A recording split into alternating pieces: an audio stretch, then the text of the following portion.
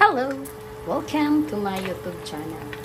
So ngayon guys, magluluto tayo ng crispy tilapia. Ayan. Sobrang crispy yung tilapia.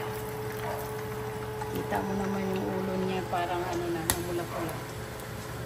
So ayan, meron pa tayo ditong tatlong natira. Ilagay na natin.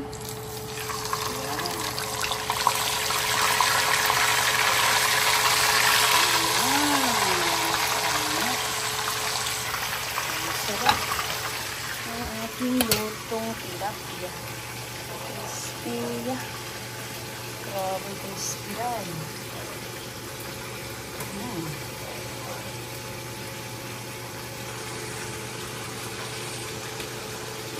Crispy yan dahil.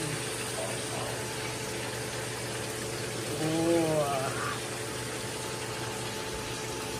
Bye guys!